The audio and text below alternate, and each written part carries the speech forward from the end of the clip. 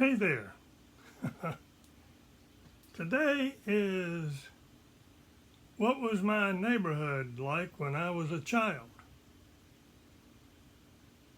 It's probably pretty much the same right now as it was when I was a child, because Monroe is not the most urban village in North America. But anyway, my neighborhood was situated in the very upper reaches of northern Monroe.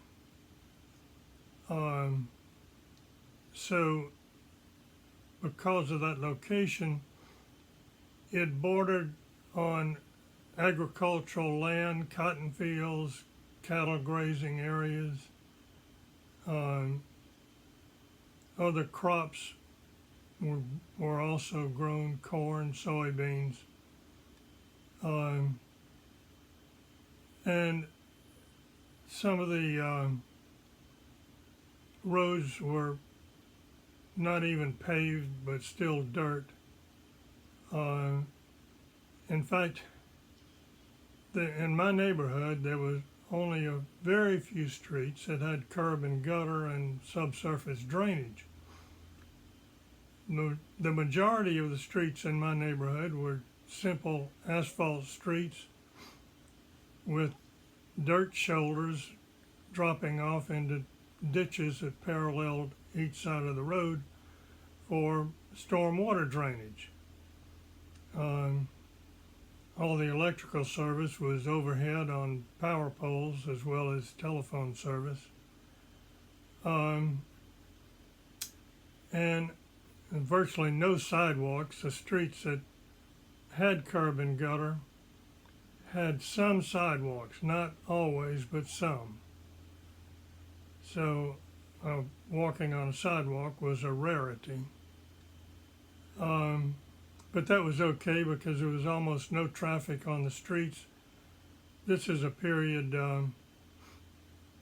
when I was aged probably 4 or 5 to 7 or 8,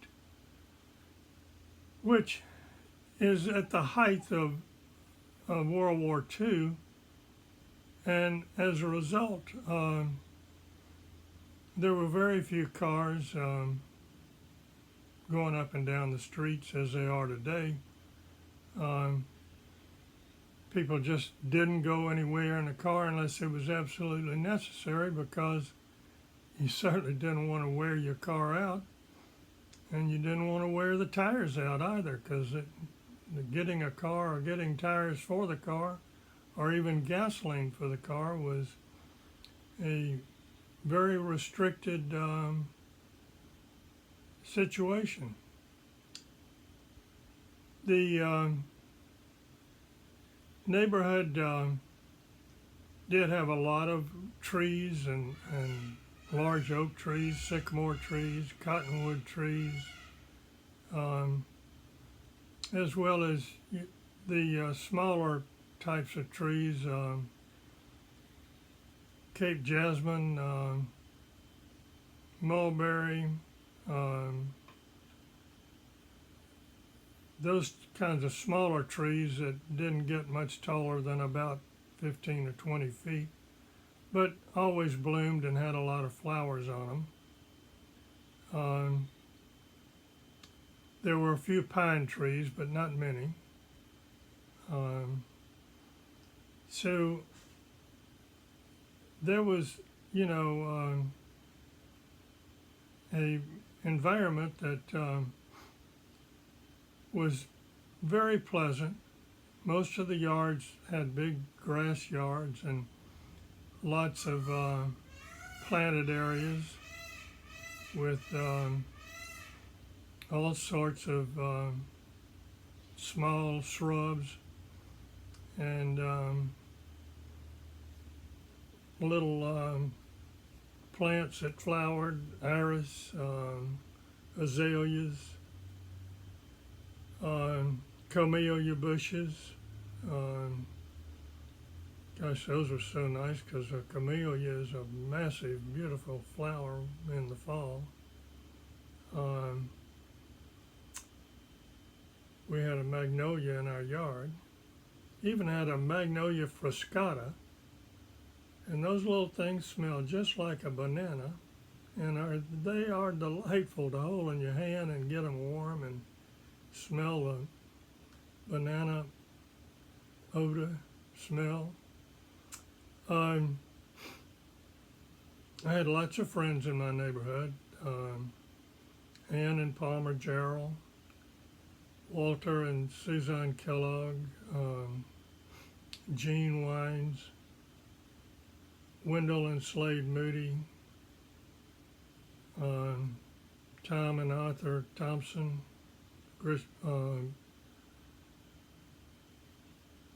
Linda No, Margaret Taylor, Ashley Hamilton, Grisham Lewis, Mark Womack, and Jim Wallace. Jim Wallace, I guess, was my best friend for many, many, many years. We drifted apart when I moved away from Monroe, and he has passed on in the last year or so. So obviously I'm not communicating with him, but I didn't communicate with him hardly at all once I left Monroe.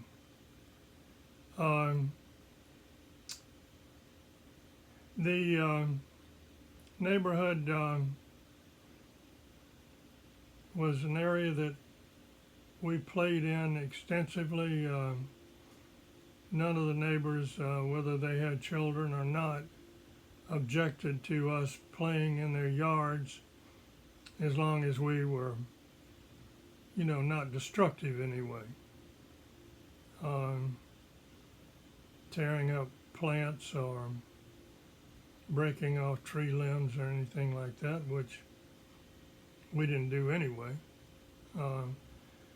But we would play chase and hide and seek and running up and down all through the neighborhood. One thing about the neighborhood is every parent trusted all the adults, whether they had children or not, explicitly to keep an eye on the children, and should they get rambunctious and out of control or need to be brought to heel, that was available to all of them. And one thing for certain, we knew it and had been told by our parents that Mr. and Mrs. So-and-so, whoever they are, if they tell you to do something, you pay attention and do what you're told.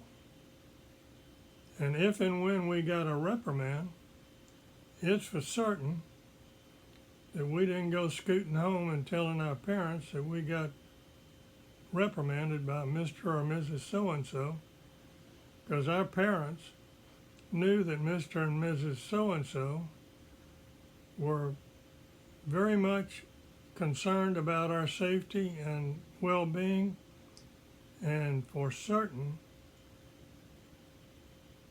if we divulge this information to them that we've been reprimanded, we'd probably get reprimanded again.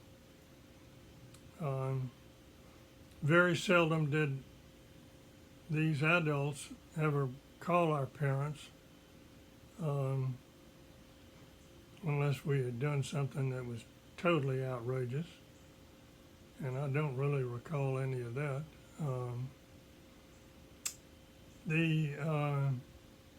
But those are the activities we participated in. Occasionally when there'd be a real monsoon rainstorm and the stormwater ditches were filled with water, we would have an absolute ball running up and down and playing and falling into the water, storm water. And a day or so after most of these rainstorms, there'd still be some standing water in the ditches, and lo and behold, they were filled with tadpoles, thousands of tadpoles. and we catch and play with those tadpoles, and after we played with them for a while, we leave them alone because we didn't have any way to feed them, and so what? If we fed them, they were going to turn into frogs, and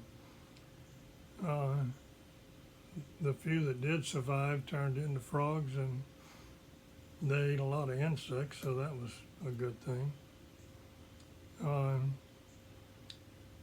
I could go out in my yard and late in the evening and lie down in the grass and look up, and the sky was as clear as you could ever imagine, and see stars that went off into wherever the universe goes off to.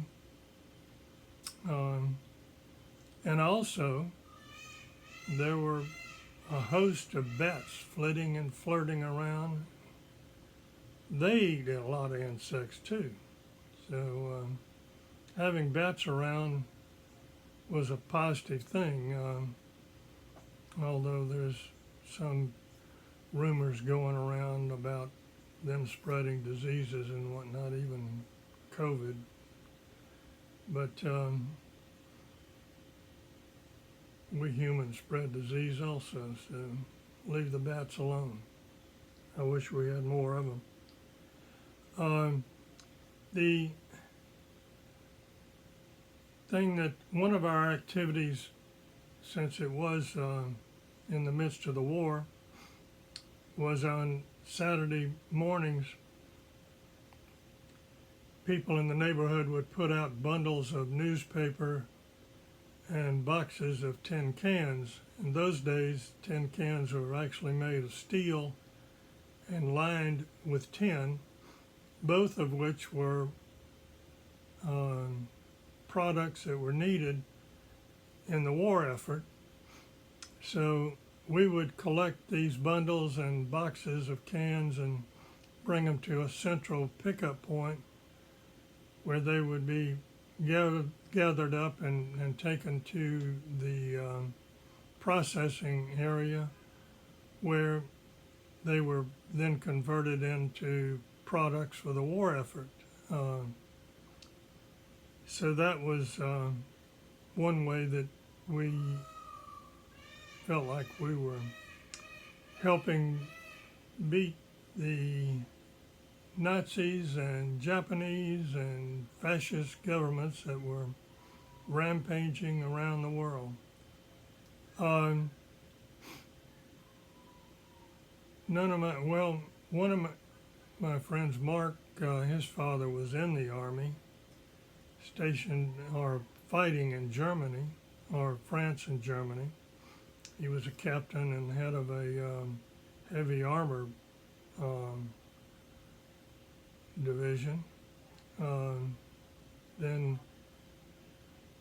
Suzanne and Walter Kellogg's father was in Washington as a Navy admiral, and he was not at sea.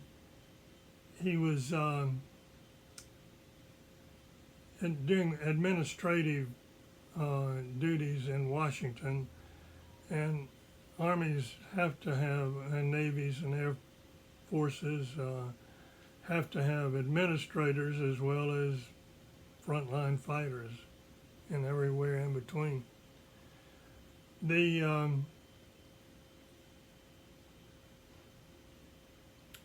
other activities that we participated in is we did spend a lot of time playing around in the woods, and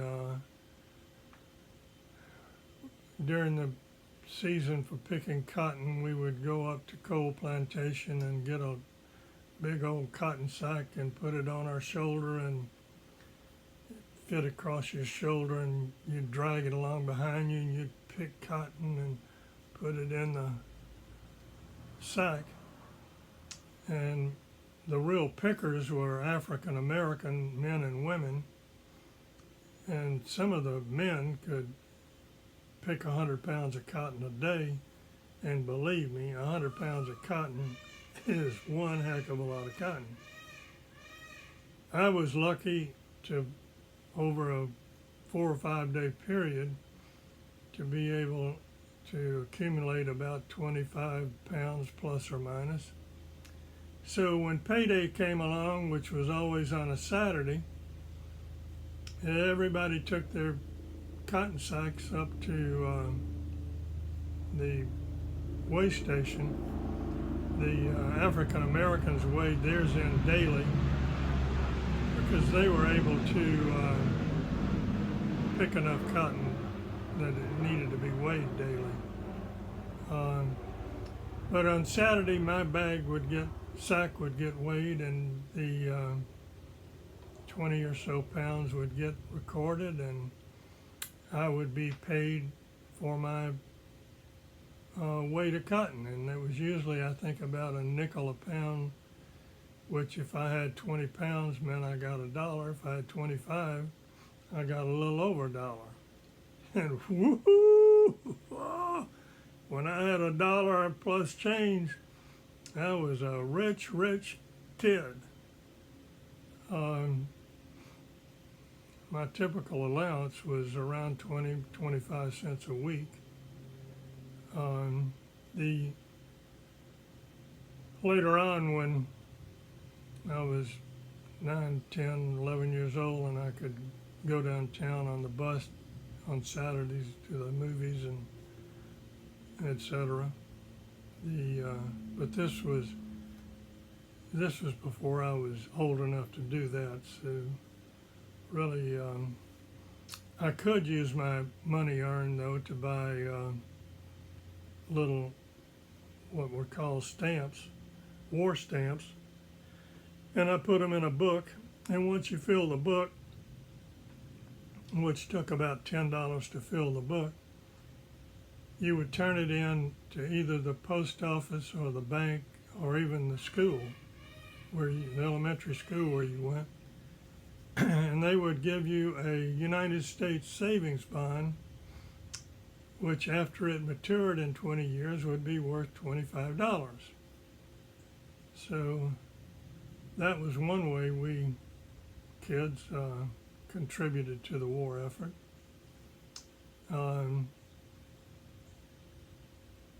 The levees that I mentioned earlier that protected Monroe from the annual spring floods were big levees that allowed us to create a slide area, and we would use big pieces of cardboard to slide down the levee 50, 60, maybe 70 yards.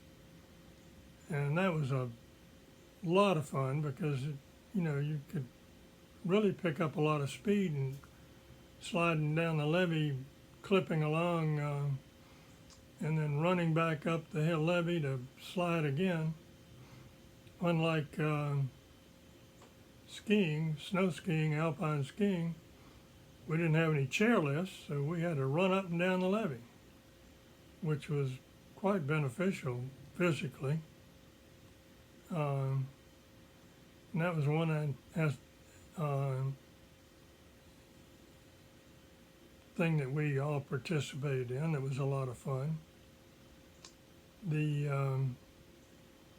We fished a little bit.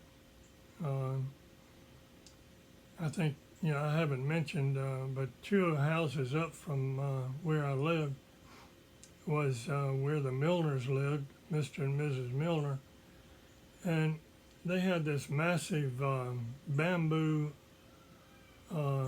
hedge around 3 sides of their property.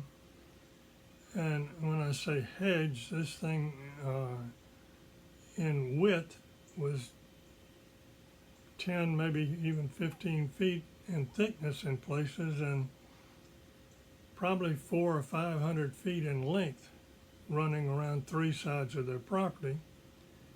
And we had all kinds of little trails that went down through this big thicket of bamboo. And it put us really in a new world. We felt almost like Tarzan, Jane, and Cheetah. But if we needed a fishing pole, all we had to do was drop a hint to Mr. Milner, and he would cut one of these bamboo poles or pieces of bamboo and convert it into a fishing pole. He would take it into his woodworking shop, trim off all the shoots and stems, and then trim it to the proper length. And all the while we were watching him do this, Miss Avery Milner, she would be baking us some cookies. And where she got the sugar from, I don't know, because sugar and chocolate and all those things were rationed. So anytime you could get a cookie or some gum or a Hershey bar, wow, that was exciting. You just didn't get them very often. So not only did we get a brand new fishing pole, we got a brand new plate of cookies that were still hot. So after they cooled off, we'd chew them down. Dr. and Mrs. McHenry had a rare thing in their backyard. They had a massive yard, and way in the back was a swimming pool. And they had no objection to us coming in through the back gate and swimming in the pool as long as we had an adult with us. And Jim Wallace, who I mentioned earlier, his mother Helen, and Mark Womack, who I also mentioned earlier, Dottie, would walk us down to the pool, which was only 2 or 3 blocks away from where we were all living. And we would swim and play and jump and splash and cannonball each other for quite some time until we were absolutely exhausted. And that was a delightful way to spend a summer afternoon.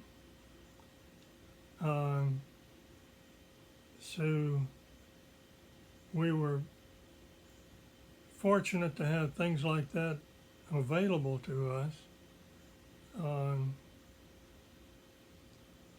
That not many kids in Monroe had those types of things available. The picture of my neighborhood, I hope, is coming together. It's not a great deal different today than it was when I was a child. And you guys played in some of the same areas that I played in, over by the Indian Mound and along the levee and up and down the levee and through the woods. The cotton fields and cattle grazing areas and soybean fields were long gone and had been developed into residential properties. Still, simple, mostly one-story brick houses. Occasionally there would be a 2-story house, but 2-story houses were not the norm. 1-story houses were basically the house of choice, I suppose you could say.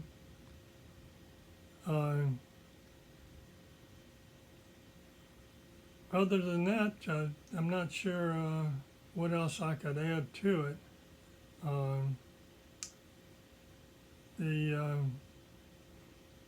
We played up and down the streets, and our dogs played up and down the streets with us.